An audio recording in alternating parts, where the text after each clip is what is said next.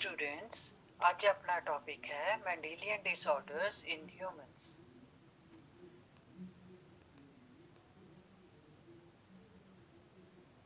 Now, what are Mendelian disorders? Mendelian disorders are those disorders whose inheritance is in accordance with the Mendel's law of inheritance, like law of dominance, law of segregation.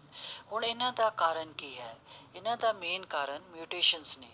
Now, what are mutations? These are the sudden, abrupt, discontinuous changes in DNA sequences.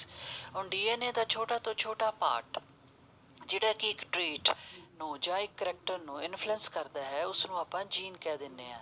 So Mendelian disorders they are single gene disorders. ਹੁਣ ਆਪਾਂ ਨੂੰ ਪਤਾ ਹੈ ਬੱਚਿਓ ਕਿ human beings ਵਿੱਚ 46 number of chromosomes present ਹੁੰਦੇ ਨੇ, ਮਤਲਬ ਕਿ 23 ਪੇਅਰ ਆਫ ਕ੍ਰੋਮੋਸੋਮਸ। ਇਹਨਾਂ ਵਿੱਚੋਂ 22 ਪੇਅਰ ਆਫ ਕ੍ਰੋਮੋਸੋਮ ਮੇਲ ਤੇ ਫੀਮੇਲ ਦੇ ਵਿੱਚ ਸਿਮਿਲਰ ਹੁੰਦੇ ਨੇ, ਉਹਨਾਂ ਨੂੰ ਅਸੀਂ ਆਟੋਸੋਮਸ ਕਹਿ ਦਿੰਦੇ ਹਾਂ। ਤੇ ਲਾਸਟ ਪੇਅਰ ਜਿਹੜਾ ਮੇਲ ਤੇ ਫੀਮੇਲ ਦੇ ਵਿੱਚ ਡਿਸਿਮਿਲਰ ਹੁੰਦਾ ਹੈ, ਉਸ ਨੂੰ ਅਸੀਂ ਸੈਕਸ ਕ੍ਰੋਮੋਸੋਮ ਕਹਿ ਦਿੰਦੇ ਹਾਂ, ਜੋ ਕਿ ਐਕਸ ਲਿੰਕਡ ਹੁੰਦਾ ਹੈ। ਸੋ ਇਹਨਾਂ ਨੂੰ ਮੈਂਡੇਲੀਅਨ ਡਿਸਆਰਡਰਸ ਨੂੰ ਆਪਾਂ ਦੋ ਕੈਟਾਗਰੀਜ਼ ਵਿੱਚ ਵੰਡ ਲੈਂਦੇ ਹਾਂ, ਆਟੋਸੋਮਲ ਤੇ ਐਕਸ ਲਿੰਕਡ।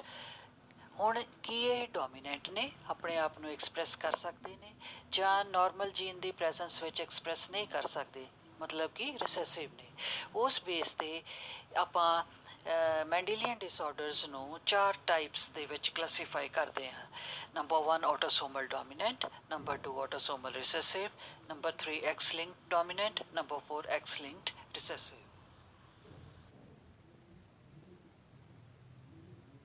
ਜੈਨੇਟਿਕ ਡਿਸਆਰਡਰਸ ਜਿਹੜੇ ਨੇ ਬਹੁਤ ਰੇਅਰ ਹੁੰਦੇ ਨੇ। ਥਾਊਜ਼ੈਂਡਸ ਵਿੱਚੋਂ ਜਾਂ ਮਿਲੀਅਨਸ ਵਿੱਚੋਂ ਇੱਕ ਪਰਸਨ ਨੂੰ ਇਹ ਜੈਨੇਟਿਕ ਡਿਸਆਰਡਰ ਦੀ ਪ੍ਰੋਬਲਮ ਜਿਹੜੀ ਹੈ ਉਹ ਆਉਂਦੀ ਹੈ। ਇਹ ਇਨਹੈਰੀਟੇਬਲ ਵੀ ਹੋ ਸਕਦੇ ਹਨ ਅਤੇ ਨਾਨ ਇਨਹੈਰੀਟੇਬਲ ਵੀ ਹੋ ਸਕਦੇ ਹਨ। ਜੇ ਤਾਂ ਚੇਂਜਿਸ ਜਿਹੜੀਆਂ ਨੇ ਜਰਮ ਸੈਲਸ ਵਿੱਚ ਆਉਂਦੀਆਂ ਨੇ ਤਾਂ ਇਹ ਜੈਨੇਟਿਕ ਡਿਸਆਰਡਰਸ ਜਿਹੜੇ ਨੇ ਇਹ ਇਨਹੈਰੀਟੇਬਲ ਹੁੰਦੇ ਹਨ। ਬਟ ਜੇ ਇਹ ਚੇਂਜਿਸ ਜਿਹੜੀਆਂ ਨੇ ਜਾਂ ਮਿਊਟੇਸ਼ਨਸ ਜਾਂ ਡੀਐਨਏ ਦੇ ਵਿੱਚ ਜਿਹੜੀਆਂ ਚੇਂਜਿਸ ਨੇ ਇਹ ਇਨਵਾਇਰਮੈਂਟਲ ਕਾਜ਼ਿਸ ਕਰਕੇ ਹੁੰਦੀਆਂ ਹਨ ਤਾਂ ਇਹ ਨਾਨ ਇਨਹੈਰੀਟੇਬਲ ਹੁੰਦੇ ਹਨ। ਜਿਸ ਤਰ੍ਹਾਂ ਕਿ ਆਪਾਂ ਕੈਂਸਰ ਦੀ ਐਗਜ਼ਾਮਪਲ ਲੈ ਸਕਦੇ ਹਾਂ ਕਿ ਜਿਹੜੇ ਕੈਂਸਰ ਦੀ ਡਿਜ਼ੀਜ਼ ਹੈ ਇਹ ਇਨਹੈਰੀਟੇਬਲ ਵੀ ਹੋ ਸਕਦੀ ਹੈ ਅਤੇ ਨਾਨ ਇਨਹੈਰੀਟੇਬਲ ਵੀ।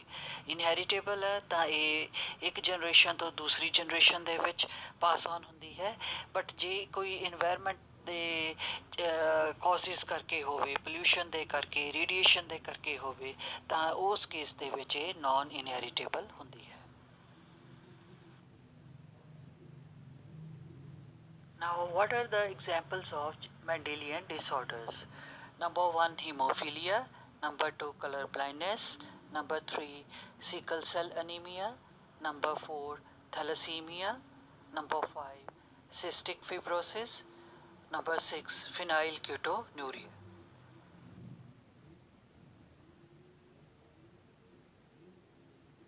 Now, first of all, we will discuss hemophilia. Hemophilia ਜਿਹੜੀ ਹੈ ਉਹ ਸੈਕਸ ਲਿੰਕਡ ਰਿਸੈਸਿਵ ਡਿਜ਼ੀਜ਼ ਹੈ। ਇਸ ਨੂੰ ਆਪਾਂ ਬਲੀਡਰ ਡਿਜ਼ੀਜ਼ ਵੀ ਕਹਿ ਦਿੰਦੇ ਹਾਂ ਕਿਉਂਕਿ ਇੱਕ ਛੋਟੇ ਜਿਹੇ ਕੱਟ ਦੇ ਨਾਲ ਹੀ ਨਾਨ ਸਟਾਪ ਬਲੀਡਿੰਗ ਜਿਹੜੀ ਹੈ ਉਹ ਹੋਣ ਲੱਗ ਜਾਂਦੀ ਹੈ। ਇਸ ਦਾ ਮੇਨ ਕਾਰਨ ਹੈ ਕਿ ਜੋ ਪ੍ਰੋਟੀਨ ਬਲੱਡ ਕਲੌਟਿੰਗ ਦੇ ਲਈ ਰਿਸਪੌਂਸੀਬਲ ਹੁੰਦੀ ਹੈ ਉਹ ਇਸ ਡਿਸਆਰਡਰ ਦੇ ਵਿੱਚ ਅਫੈਕਟਿਡ ਹੋ ਜਾਂਦੀ ਹੈ, ਉਸ ਵਿੱਚ ਮਿਊਟੇਸ਼ਨ ਹੋ ਜਾਂਦੀਆਂ ਨੇ। ਅਤੇ ਜੇ ਆਪਾਂ ਗੱਲ ਕਰੀਏ ਮੇਲ ਅਤੇ ਫੀਮੇਲ ਦੇ ਵਿੱਚ ਇਹ ਕਿਸ ਤਰੀਕੇ ਨਾਲ ਡਿਜ਼ੀਜ਼ ਜਿਹੜੀ ਹੈ ਉਹ ਪ੍ਰੈਜ਼ੈਂਟ ਹੁੰਦੀ ਹੈ, ਤਾਂ ਫੀਮੇਲ ਦੇ ਵਿੱਚ ਸਾਨੂੰ ਪਤਾ ਹੈ ਕਿ 2 ਐਕਸ ਕ੍ਰੋਮੋਸੋਮਸ ਪ੍ਰੈਜ਼ੈਂਟ ਹੁੰਦੇ ਹਨ। ਸੋ ਫੀਮੇਲ ਦੇ ਵਿੱਚ ਇਹ ਆਪਣੇ ਆਪ ਨੂੰ ਤਾਂ ਹੀ ਐਕਸਪ੍ਰੈਸ ਕਰ ਸਕੇਗੀ ਜੇ ਦੋਨੋਂ ਹੀ ਐਕਸ ਕ੍ਰੋਮੋਸੋਮ ਦੇ ਵਿੱਚ ਹੀਮੋਫਿਲਿਕ ਜੀਨ ਜਿਹੜੀ ਹੈ ਉਹ ਪ੍ਰੈਜ਼ੈਂਟ ਹੋਵੇ। ਸੋ ਇਹ ਜਿਹੜੀ ਪੋਸੀਬਿਲਿਟੀ ਹੈ ਇਹ ਬਹੁਤ ਰੇਅਰ ਹੋ ਜਾਂਦੀ ਹੈ, ਠੀਕ ਹੈ। ਬਟ ਮੇਲਸ ਦੇ ਵਿੱਚ ਹੀਮੋਫਿਲਿਕ ਡਿਜ਼ੀਜ਼ ਜਿਹੜੀ ਹੈ ਜ਼ਿਆਦਾ ਦੇਖਣ ਨੂੰ ਮਿਲਦੀ ਹੈ ਕਿਉਂਕਿ ਮੇਲਸ ਦੇ ਵਿੱਚ ਸਿੰਗਲ ਐਕਸ ਕ੍ਰੋਮੋਸੋਮ ਪ੍ਰੈਜ਼ੈਂਟ ਹੁੰਦਾ ਹੈ। ਅਤੇ ਜਿਹੜੀਆਂ ਫੀਮੇਲਸ ਨੇ ਯੂਜ਼ਲੀ ਇਹ ਕੈਰੀਅਰ ਐਕਟ ਕਰਦੀਆਂ ਨੇ, ਡਿਜ਼ੀਜ਼ ਨੂੰ ਕੈਰੀ ਤਾਂ ਕਰਦੀਆਂ ਨੇ ਬਟ ਉਹਨਾਂ ਦੇ ਵਿੱਚ ਇਹ ਜਿਹੜੀ ਡਿਜ਼ੀਜ਼ ਹੈ ਉਹ ਆਪਣੇ ਆਪ ਨੂੰ ਐਕਸਪ੍ਰੈਸ ਨਹੀਂ ਕਰ ਸਕਦੀ। ਸੋ ਅਨਅਫੈਕਟਿਡ ਰਹਿੰਦੀਆਂ ਨੇ ਅਤੇ ਇਹ ਜਿਹੜੀ ਡਿਜ਼ੀਜ਼ ਆ ਮੇਲ ਪ੍ਰੋਜਨੀ ਨੂੰ ਪਾਸ ਔਨ ਕਰਦੀਆਂ ਨੇ। Now, what are the general symptoms of disease hemophilia? ਜਿਵੇਂ ਕਿ ਆਪਾਂ ਪਹਿਲਾਂ ਪੜ੍ਹ ਚੁੱਕੇ ਹਾਂ ਬੱਚਿਓ ਕਿ ਹੀਮੋਫੀਲੀਆ ਨੂੰ ਬਲੀਡਰਸ ਡਿਜ਼ੀਜ਼ ਦੇ ਨਾਮ ਨਾਲ ਵੀ ਜਾਣਿਆ ਜਾਂਦਾ ਹੈ। ਸੋ ਇਸ ਦੇ ਸਿੰਪਟਮਸ ਵੀ ਇਸੇ ਦੇ ਨਾਲ ਹੀ ਕੋਰਲੇਟ ਕਰਕੇ ਅਸੀਂ ਈਜ਼ੀਲੀ ਯਾਦ ਕਰ ਸਕਦੇ ਹਾਂ। ਜੇ ਇਹ ਬਲੀਡਿੰਗ ਜੁਆਇੰਟਸ ਜਾਂ ਮਸਲਸ ਦੇ ਵਿੱਚ ਹੋ ਜਾਵੇ ਤਾਂ ਉਸ ਦੇ ਨਾਲ ਜੁਆਇੰਟਸ ਵਿੱਚ ਪੇਨ ਅਤੇ ਸਵੈਲਿੰਗ ਹੋ ਜਾਂਦੀ ਹੈ। ਬੱਚਿਆਂ ਦੇ ਵਿੱਚ ਅਕਸਰ ਜਿਹੜਾ ਹੈ ਨੋਜ਼ ਬਲੀਡ ਜਿਹੜਾ ਹੈ ਦੇਖਣ ਨੂੰ ਮਿਲਦਾ ਹੈ ਅਤੇ ਇੰਜਰੀ ਤੋਂ ਬਾਅਦ ਜਾਂ ਸਰਜਰੀ ਤੋਂ ਬਾਅਦ ਐਬਨੋਰਮਲ ਬਲੀਡਿੰਗ ਜਿਹੜੀ ਹੈ ਉਸ ਇੰਡੀਵਿਜੂਅਲ ਨੂੰ ਹੁੰਦੀ ਹੈ ਅਤੇ ਐਕਸਟ੍ਰੀਮ ਕੇਸਿਸ ਦੇ ਵਿੱਚ ਯੂਰੀਨ ਦੇ ਵਿੱਚ ਬਲੱਡ ਵੀ ਨਜ਼ਰ ਆਉਂਦਾ ਹੈ ਅਤੇ ਈਜ਼ੀ ਬਰਸ਼ਿੰਗ ਵੀ ਦੇਖਣ ਨੂੰ ਮਿਲਦੀ ਹੈ।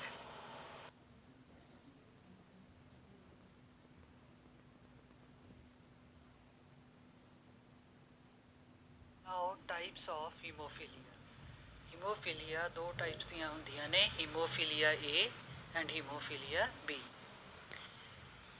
ਬਲੱਡ ਕਲੋਟਿੰਗ ਫੈਕਟਰ 8 ਦੀ ਡੈਫੀਸ਼ੈਂਸੀ ਦੇ ਨਾਲ ਹੀਮੋਫੀਲੀਆ ਏ ਡਿਜ਼ੀਜ਼ ਹੁੰਦੀ ਹੈ ਅਤੇ ਬਲੱਡ ਕਲੋਟਿੰਗ ਫੈਕਟਰ ਔਰ ਕੋਗੂਲੇਸ਼ਨ ਫੈਕਟਰ 9 ਦੀ ਡੈਫੀਸ਼ੈਂਸੀ ਦੇ ਨਾਲ ਹੀਮੋਫੀਲੀਆ ਬੀ ਡਿਸਆਰਡਰ ਹੁੰਦੀ ਹੈ।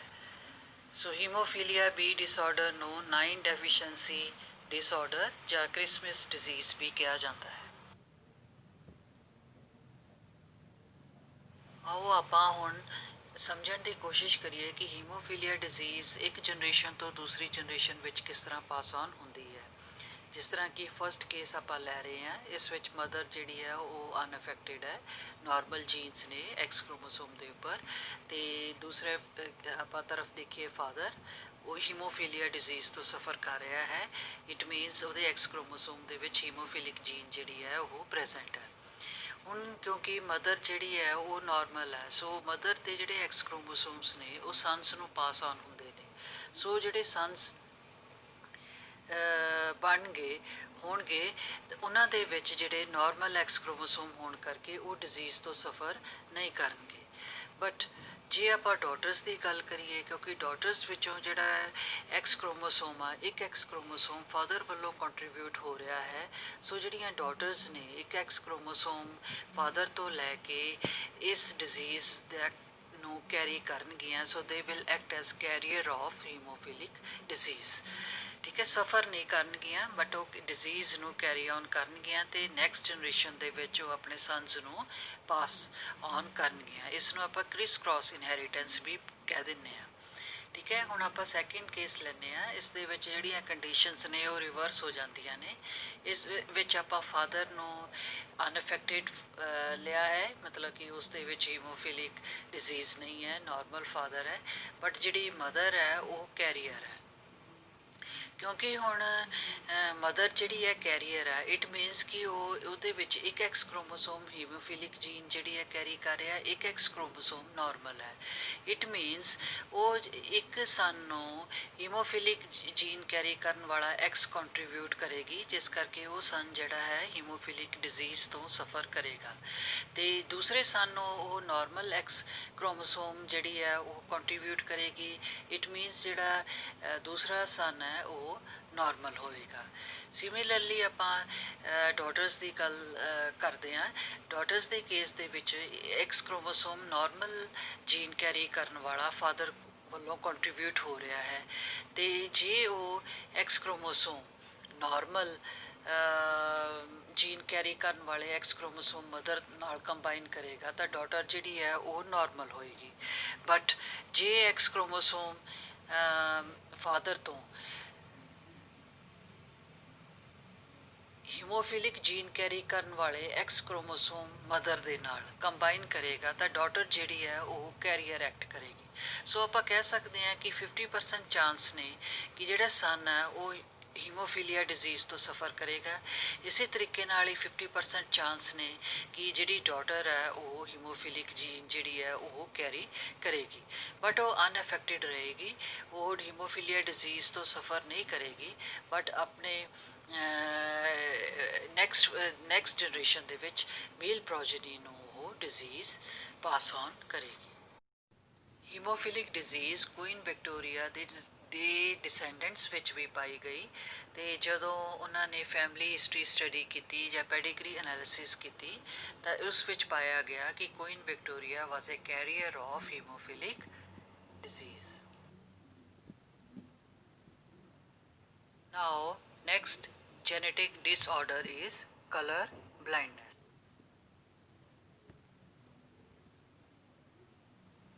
What is color blindness?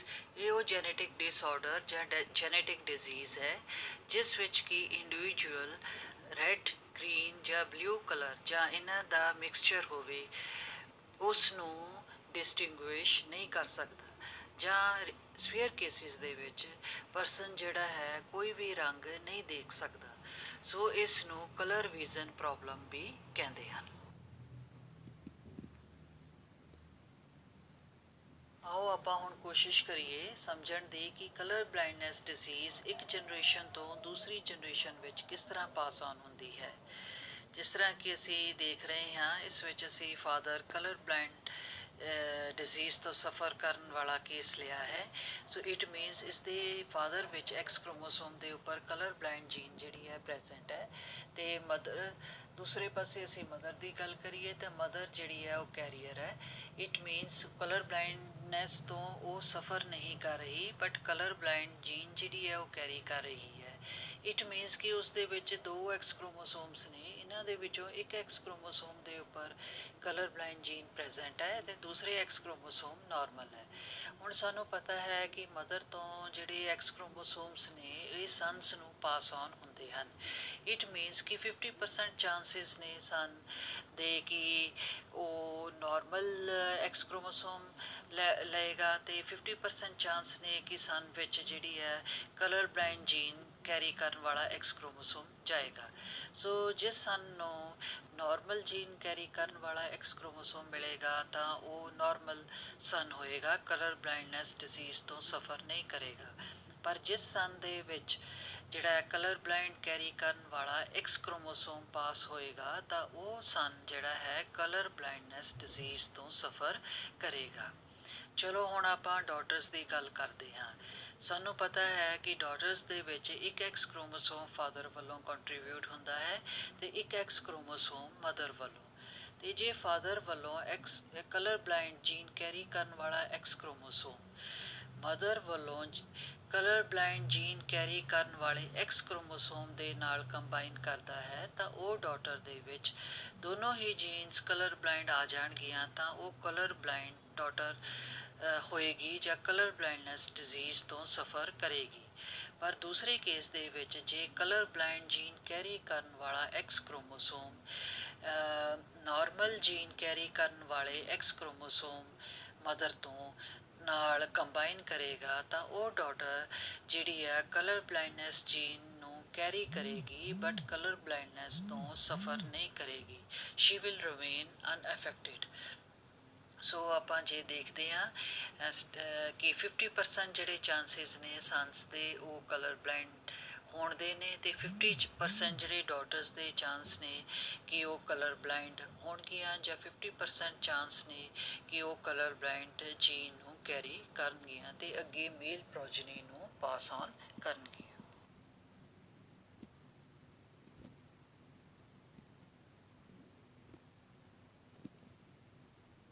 ਆਓ ਹੁਣ ਆਪਾਂ ਕਰਦੇ ਹਾਂ ਕਲਰ ਬਲਾਈਂਡਨੈਸ ਜੈਨੇਟਿਕ ਡਿਜ਼ੀਜ਼ ਦੇ ਸਿੰਪਟਮਸ। ਸਭ ਤੋਂ ਪਹਿਲਾਂ ਰੈਪਿਡ ਆਈ ਮੂਵਮੈਂਟ ਜਿਹੜੀ ਹੈ ਦੇਖਣ ਨੂੰ ਮਿਲਦੀ ਹੈ। ਨੈਕਸਟ ਜਿਹੜੀ ਆਈ ਹੈ ਉਹ ਬਰਾਈਟ ਲਾਈਟ ਦੇ ਪ੍ਰਤੀ ਸੈਂਸਿਟਿਵ ਹੋ ਜਾਂਦੀ ਹੈ। ਨੈਕਸਟ ਕਲਰ ਦੇਖਣ ਦੇ ਵਿੱਚ ਅਤੇ ਬਰਾਈਟਨੈਸ ਨੂੰ ਦੇਖਣ ਦੇ ਵਿੱਚ ਮੁਸ਼ਕਿਲ ਆਉਂਦੀ ਹੈ ਅਤੇ ਇਹ ਇੰਡੀਵਿਜੂਅਲ ਅਲੱਗ-ਅਲੱਗ ਕਲਰ ਸ਼ੇਡਸ ਨੂੰ ਡਿਫਰੈਂਸ਼ੀਏਟ ਨਹੀਂ ਕਰ ਸਕਦਾ, particularly red, green and blue color.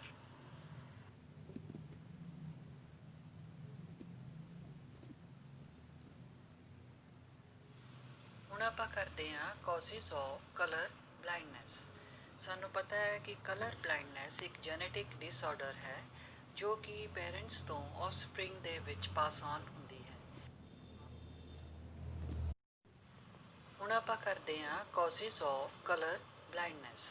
ਸਾਨੂੰ ਪਤਾ ਹੈ ਕਿ ਕਲਰ ਬਲਾਈਂਡਨੈਸ ਇੱਕ ਜੈਨੇਟਿਕ ਡਿਸਆਰਡਰ ਹੈ ਜੋ ਕਿ ਪੇਰੈਂਟਸ ਤੋਂ ਆਫਸਪ੍ਰਿੰਗ ਦੇ ਵਿੱਚ ਪਾਸ ਔਨ ਹੁੰਦੀ ਹੈ ਤੇ ਇਸ ਦੇ ਲਈ ਰਿਸਪੌਂਸਿਬਲ ਜੀਨ ਐਕਸ ਕ੍ਰੋਮੋਸੋਮ ਦੇ ਉੱਪਰ ਪ੍ਰੈਜ਼ੈਂਟ ਹੁੰਦੀ ਹੈ ਤੇ 19 ਡਿਫਰੈਂਟ ਕ੍ਰੋਮੋਸੋਮਸ ਦੇ ਬਹੁਤ ਸਾਰੀਆਂ ਜੀਨਸ ਦੇ ਵਿੱਚ ਹੋਣ ਵਾਲੀਆਂ ਮਿਊਟੇਸ਼ਨਸ ਕਲਰ ਬਲਾਈਂਡਨੈਸ ਦਾ ਕਾਰਨ ਬਣ ਸਕਦੀਆਂ ਨੇ ਤੇ ਫੀਮੇਲਸ ਯੂਜ਼ਲੀ ਕੈਰੀ ਕਰਦੀਆਂ ਨੇ ਇਸ ਡਿਜ਼ੀਜ਼ ਨੂੰ ਕਿਉਂਕਿ ਫੀਮੇਲਸ ਦੇ ਵਿੱਚ 2 ਐਕਸ ਕ੍ਰੋਮੋਸੋਮ ਹੁੰਦੇ ਹਨ ਤੇ ਨਾਰਮਲ ਐਕਸ ਕ੍ਰੋਮੋਸੋਮ ਦੀ ਪ੍ਰੈਜ਼ੈਂਸ ਦੇ ਵਿੱਚ ਇੱਕ ਕਲਰ ਬਲਾਈਂਡ ਜੀਨ ਆਪਣੇ ਆਪ ਨੂੰ ਐਕਸਪ੍ਰੈਸ ਨਹੀਂ ਕਰ ਸਕਦੀ ਬਟ ਉਹ ਅਨਅਫੈਕਟਿਡ ਰਹਿੰਦੇ ਨੇ ਫੀਮੇਲਸ ਬਟ ਮੇਲਸ ਜਿਹੜੇ ਨੇ ਉਹ ਕਲਰ ਬਲਾਈਂਡਨੈਸ ਡਿਜ਼ੀਜ਼ ਤੋਂ ਸਫਰ ਕਰਦੇ ਹਨ ਕਿਉਂਕਿ ਉਹਨਾਂ ਦੇ ਵਿੱਚ ਸਿੰਗਲ ਐਕਸ ਕ੍ਰੋਮੋਸੋਮ ਇੱਕ ਹੀ ਐਕਸ ਕ੍ਰੋਮੋਸੋਮ ਪ੍ਰੈਜ਼ੈਂਟ ਹੁੰਦਾ ਹੈ ਕਿਉਂਕਿ ਮਦਰ ਦੇ ਵਿੱਚ half X chromosome colour blind gene carry ਕਰਦੇ ਨੇ ਤੇ half X chromosome normal gene carry ਕਰਦੇ ਨੇ ਸੋ ਫੀਮੇਲ ਤੋਂ 50% ਚਾਂਸਿਸ ਹੁੰਦੇ ਨੇ ਕਿ ਇਹ ਕਲਰ ਬਲਾਈਂਡ ਜੀਨ ਜਿਹੜੀ ਹੈ ਉਹ ਸਨਸ ਨੂੰ ਪਾਸ ਔਨ ਹੋ ਜਾਵੇ Now next genetic disorder is sickle cell anemia. Sickle cell anemia autosome linked recessive trait है जो कि parents ਤੋਂ offspring ਦੇ ਵਿੱਚ pass on ਹੁੰਦਾ ਹੈ ਜਦੋਂ ਦੋਨੋਂ parents ਜਿਹੜੇ ਨੇ ਇਸ disease ਨੂੰ carry ਕਰਦੇ ਨੇ ਠੀਕ ਹੈ ਜਾਂ heterozygous individuals act ਕਰਦੇ ਨੇ ਇਹਨਾਂ ਨੂੰ ਕੰਟਰੋਲ ਕਰਨ ਲਈ ਇੱਕ ਪੇਅਰ ਆਫ ਐਲੇ ਰਿਸਪੌਂਸਿਬਲ ਹੈ ਇਸ ਨੂੰ HPA ਐਂਡ HBS ਦੇ ਨਾਲ ਡਿਨੋਟ ਕਰਦੇ ਹਾਂ HPA ਨਾਰਮਲ ਜੀਨ ਨੂੰ ਰਿਪਰੈਜ਼ੈਂਟ ਕਰਦਾ ਹੈ HBS ਸਿਕਲ ਸੈਲ ਐਨੀਮਿਕ ਕੰਡੀਸ਼ਨ ਨੂੰ ਰਿਪਰੈਜ਼ੈਂਟ ਕਰਦਾ ਹੈ ਇਸ ਦੇ ਨਾਲ 3 ਪੋਸੀਬਲ ਜੀਨੋਟਾਈਪਸ ਹਨ ਨੰਬਰ 1 HPA HBA ਇਹ ਹੋਮੋਜ਼ਾਈਗਸ ਇੰਡੀਵਿਜੂਅਲਸ ਦੇ ਵਿੱਚ ਨਾਰਮਲ ਜੀਨ ਹੋਣ ਕਰਕੇ ਸਿਕਲ ਸੈਲ ਅਨੀਮੀਆ ਡਿਜ਼ੀਜ਼ ਨਹੀਂ ਹੁੰਦੀ ਇਹ ਨਾਰਮਲ ਇੰਡੀਵਿਜੂਅਲਸ ਹੁੰਦੇ ਹਨ ਸੈਕਿੰਡ ਜੀਨੋਟਾਈਪ ਹੈ HBS ਇਸ ਦੇ ਵਿੱਚ ਦੋਨੋਂ ਹੀ ਐਲੇਸ ਜਿਹੜੇ ਨੇ ਸਿਕਲ ਸੈਲ ਅਨੀਮਿਕ ਜੀਨ ਨੂੰ ਕੈਰੀ ਕਰ ਰਹੇ ਹਨ ਇਹ ਹੋਮੋਜ਼ਾਈਗਸ ਇੰਡੀਵਿਜੂਅਲਸ ਹਨ ਤੇ ਸਿਕਲ ਸੈਲ ਅਨੀਮਿਕ ਜੀਨ ਕੈਰੀ ਕਰ ਰਹੇ ਹਨ ਇਸ ਕਰਕੇ ਇਹ ਇੰਡੀਵਿਜੂਅਲ ਜਿਹੜਾ ਹੈ ਇਹ ਡਿਜ਼ੀਜ਼ਡ ਫਿਨੋਟਾਈਪ ਨੂੰ ਸ਼ੋ ਕਰ ਰਿਹਾ ਹੈ ਮਤਲਬ ਕਿ ਇਹ ਸਿਕਲ ਸੈਲ ਅਨੀਮੀਆ ਡਿਜ਼ੀਜ਼ ਤੋਂ ਸਫਰ ਕਰ ਰਿਹਾ ਹੈ ਇਸ ਕੰਬੀਨੇਸ਼ਨ ਵਿੱਚ ਇਹ ਜਿਹੜੇ ਜੀਨਸ ਨੇ ਇਹ ਡੈਥ ਦਾ ਕਾਰਨ ਬਣਦੇ ਹਨ ਸੋ ਇਸ ਟਾਈਪ ਦੀਆਂ ਜੀਨਸ ਨੂੰ ਆਪਾਂ ਲੀਥਲ ਜੀਨਸ ਵੀ ਕਹਿ ਦਿੰਦੇ ਹਨ ਹੁਣ ਥਰਡ ਜਿਹੜੀ ਜੀਨੋਟਾਈਪ ਹੈ ਡੈਟ ਇਜ਼ HPA HBS ਇਹ ਹੀਟਰੋਜ਼ਾਈਗਸ ਇੰਡੀਵਿਜੂਅਲਸ ਨੂੰ ਰਿਪਰੈਜ਼ੈਂਟ ਕਰ ਰਹੀ ਹੈ ਇਸ ਦੇ ਵਿੱਚ ਇੱਕ ਨਾਰਮਲ ਜੀਨ ਹੈ ਤੇ ਇੱਕ ਸਿਕਲ ਸੈਲ ਅਨੀਮਿਕ ਜੀਨ ਹੈ ਹੁਣ ਇਸ ਵਿੱਚ ਜਿਹੜੇ ਪੇਰੈਂਟਸ ਨੇ ਇਹ ਡਿਜ਼ੀਜ਼ ਨੂੰ ਕੈਰੀ ਕਰਨਗੇ ਬਟ ਦੇ ਰਿਮੇਨ ਅਨਅਫੈਕਟਿਡ ਤੇ 50% ਚਾਂਸਿਸ ਨੇ ਕਿ ਇਹ ਮਿਊਟੈਂਟ ਜੀਨ ਨੂੰ ਪ੍ਰੋਜਨੀ ਦੇ ਵਿੱਚ ਜਾਂ ਆਫਸਪ੍ਰਿੰਗ ਦੇ ਵਿੱਚ ਪਾਸ ਔਨ ਕਰਨਗੇ ਹੁਣ ਆਪਾਂ ਵਿਚਾਰ ਕਰਦੇ ਹਾਂ ਕਿ ਇਸ ਦਾ ਕਾਰਨ ਕੀ ਹੈ ਸਾਨੂੰ ਬੱਚਿਓ ਪਤਾ ਹੈ ਕਿ ਹੀਮੋਗਲੋਬਿਨ 2 ਅਲਫਾ ਚੇਨਸ ਤੇ 2 ਬੀਟਾ ਚੇਨਸ ਦੇ ਬਣੀ ਹੁੰਦੀ ਹੈ ਇਸ ਕੰਡੀਸ਼ਨ ਦੇ ਵਿੱਚ ਬੀਟਾ ਗਲੋਬਿਨ ਚੇਨ ਆਫ ਹੀਮੋਗਲੋਬਿਨ ਮੋਲੀਕਿਊਲ ਦੇ ਵਿੱਚ 6th ਪੋਜੀਸ਼ਨ ਦੇ ਵਿੱਚ ਗਲੂਟੈਮਿਕ ਐਸਿਡ ਦੀ ਜਗ੍ਹਾ ਵੈਲਿਨ ਕੋਡ ਹੋ ਜਾਂਦਾ ਹੈ ਇਹ ਅਮੀਨੋ ਐਸਿਡ ਹੈ ਨਾ ਇਸ ਦਾ ਰੀਜ਼ਨ ਕੀ ਹੈ ਇਹ ਕਿਉਂ ਹੁੰਦਾ ਹੈ ਗਲੂਟੈਮਿਕ ਐਸਿਡ ਦੀ ਜਗ੍ਹਾ ਵੈਲਿਨ ਕਿਉਂ ਕੋਡ ਹੋ ਜਾਂਦਾ ਹੈ ਇਸ ਦਾ ਕਾਰਨ ਸਿੰਗਲ ਬੇਸ ਸਬਸਟੀਟਿਊਸ਼ਨ ਹੈ mRNA ਦੇ ਵਿੱਚ ਜਦੋਂ GAG ਕੋਡੋਨ ਦੀ ਬਜਾਏ GUG ਮਤਲਬ ਐਡੇਨਿਨ ਨੂੰ ਰੀਪਲੇਸ ਜਦੋਂ ਯੂਰੀਸਿਲ ਕਰ ਦਿੰਦਾ ਹੈ ਤਾਂ ਗਲੂਟੈਮਿਕ ਐਸਿਡ ਦੀ ਬਜਾਏ ਵੈਲਿਨ ਅਮੀਨੋ ਐਸਿਡ ਕੋਡ ਹੋ ਜਾਂਦਾ ਹੈ ਸੋ ਸਿੰਗਲ ਬੇਸ ਸਬਸਟੀਟਿਊਸ਼ਨ ਦੇ ਨਾਲ ਹੀ ਸਿਕਲ ਸੈਲ ਅਨੀਮਿਕ ਕੰਡੀਸ਼ਨ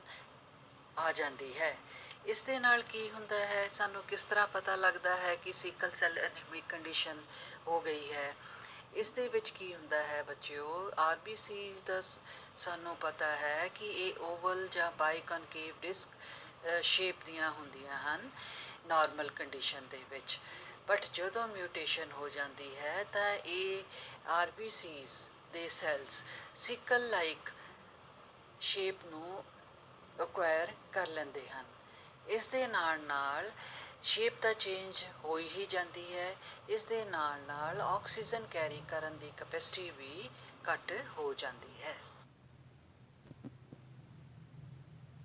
ਆਓ ਬੱਚਿਓ ਆਪਾਂ ਇਸ ਸਲਾਈਡ ਦੇ ਰਾਹੀਂ sickle cell anaemia genetic disorder ਨੂੰ ਫਿਰ ਦੁਹਰਾ ਲੈਂਦੇ ਹਾਂ।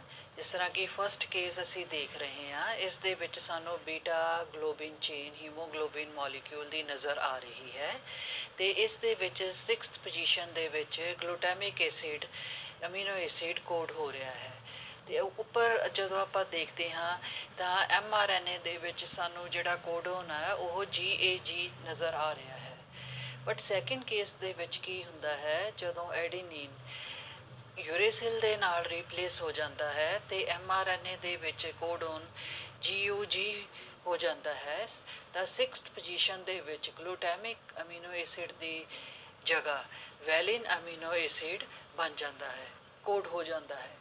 ਜਿਸ ਦੇ ਨਤੀਜੇ ਵਜੋਂ ਕੀ ਹੁੰਦਾ ਹੈ ਕਿ ਜਿਹੜੇ ਨਾਰਮਲ RBCs ਦੀ ਜਿਹੜੀ ਸ਼ੇਪ ਹੈ, ਜਿਸ ਤਰ੍ਹਾਂ ਕਿ ਅਸੀਂ ਦੇਖ ਰਹੇ ਹਾਂ ਕਿ ਬਾਈਕਨਕੇਵ ਸ਼ੇਪ ਜਿਹੜੀ ਹੈ ਉਹ ਚੇਂਜ ਹੋ ਜਾਂਦੀ ਹੈ ਅਤੇ ਜਿਹੜੇ ਸੈੱਲਸ ਨੇ RBCs ਦੇ ਸੈੱਲਸ ਨੇ ਇਹ ਸਿਕਲ ਲਾਈਕ ਸ਼ੇਪ ਦੇ ਹੋ ਜਾਂਦੇ ਹਨ। Next genetic disorder is thalassemia. Thalassemia is autosomal recessive genetic disorder.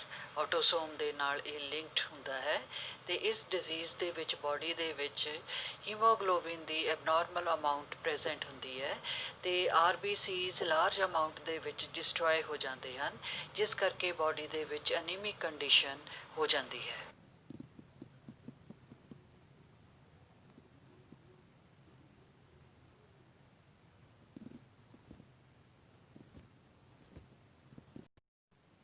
ਆਓ ਹੁਣ ਆਪਾਂ ਥੈਲੇਸੀਮੀਆ ਜੈਨੇਟਿਕ ਡਿਸਆਰਡਰ ਦੀ ਇਨਹੈਰੀਟੈਂਸ ਪੈਟਰਨ ਨੂੰ ਸਮਝਣ ਦੀ ਕੋਸ਼ਿਸ਼ ਕਰੀਏ।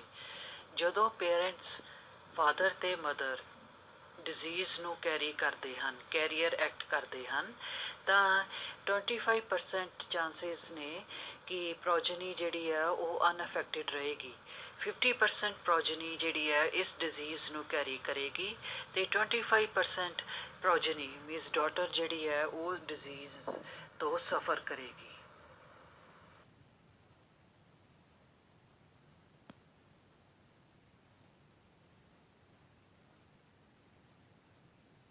Now our next topic is types of thalassemia.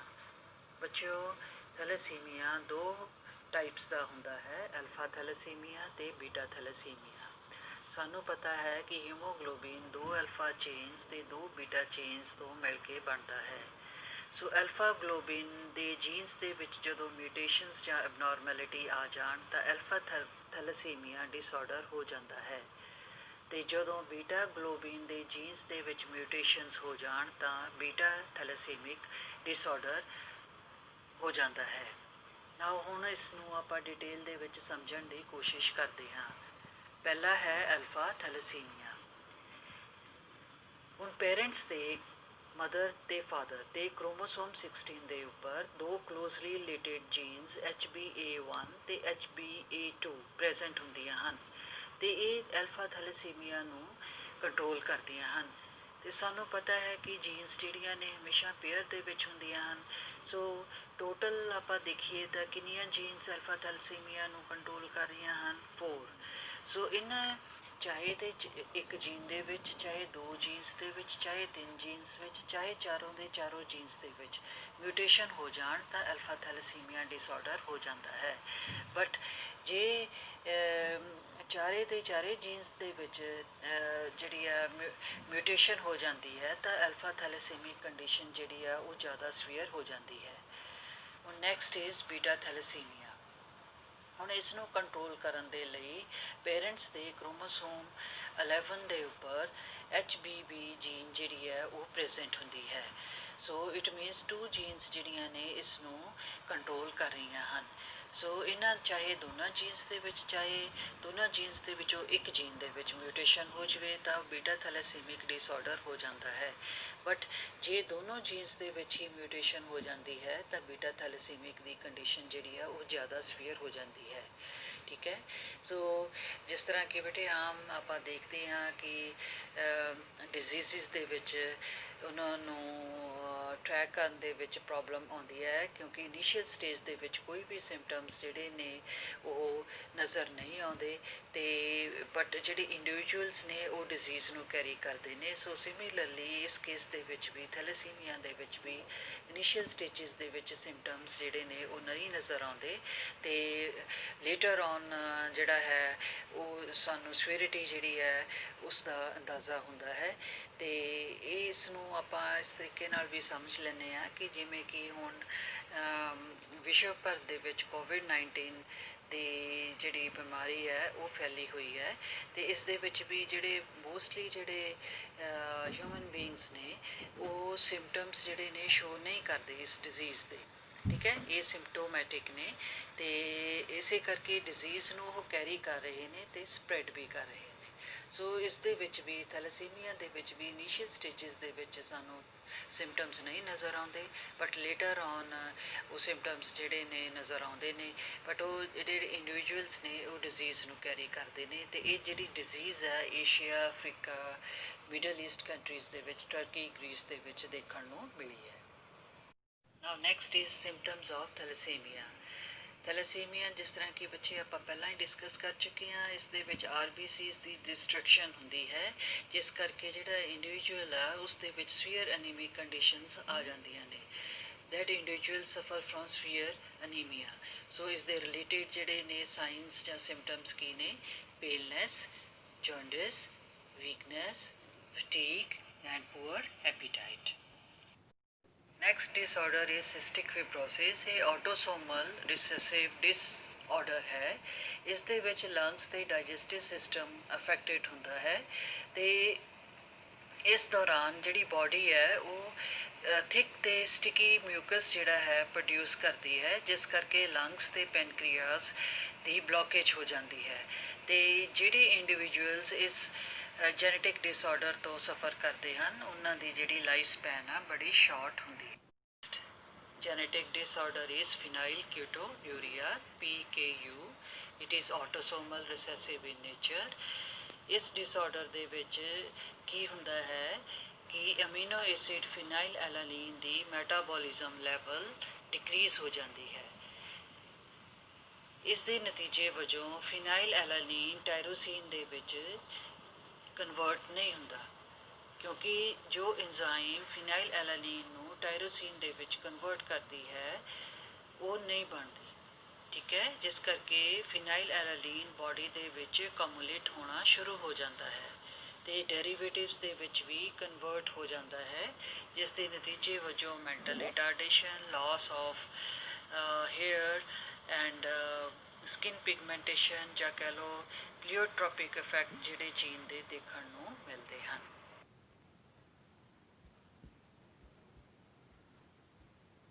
Lastly ਆਪਾਂ ਫਿਨਾਈਲਕੀਟੋਨੂਰੀਆ PKU ਜੈਨੇਟਿਕ ਡਿਸਆਰਡਰ ਨੂੰ ਸਮਝਣ ਦੀ ਕੋਸ਼ਿਸ਼ ਕਰਦੇ ਹਾਂ।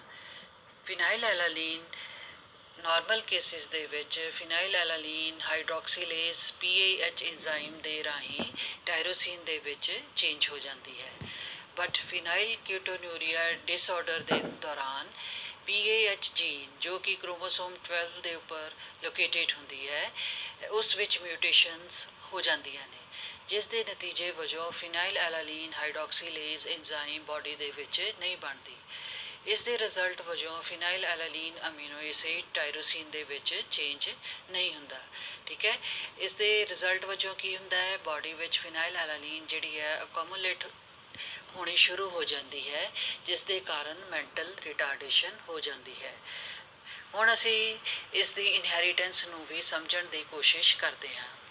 ਜਿਵੇਂ ਕਿ ਆਪਾਂ ਪਹਿਲਾਂ ਵੀ ਕਰ ਚੁੱਕੇ ਹਾਂ ਥੈਲੇਸੀਮੀਆ ਡਿਜ਼ੀਜ਼ ਦੇ ਵਿੱਚ, ਕਿ ਜਦੋਂ ਪੇਰੈਂਟਸ ਮਦਰ ਅਤੇ ਫਾਦਰ ਦੋਨੋਂ ਇਸ ਡਿਜ਼ੀਜ਼ ਨੂੰ ਕੈਰੀ ਕਰ ਰਹੇ ਹਨ ਤਾਂ 25% ਚਾਂਸਿਸ ਨੇ ਕਿ ਜਿਹੜੀ ਆਫਸਪ੍ਰਿੰਗ ਹੈ ਉਹ ਅਨਅਫੈਕਟਡ ਰਹੇਗੀ, ਅਤੇ 50% ਜਿਹੜੀ ਆਫਸਪ੍ਰਿੰਗ ਹੈ ਉਹ ਕੈਰੀਅਰ ਐਕਟ ਕਰੇਗੀ, ਅਤੇ 25% ਜਿਹੜੀ ਹੈ ਉਸ ਡਿਜ਼ੀਜ਼ ਤੋਂ ਸਫਰ ਕਰੇਗੀ। ਮੈਨੂੰ ਪੂਰੀ ਆਸ ਹੈ ਕਿ ਤੁਸੀਂ ਇਸ ਟੌਪਿਕ ਨੂੰ ਅੱਛੇ ਤਰੀਕੇ ਦੇ ਨਾਲ ਸਮਝ ਲਿਆ ਹੋਵੇਗਾ। ਧੰਨਵਾਦ।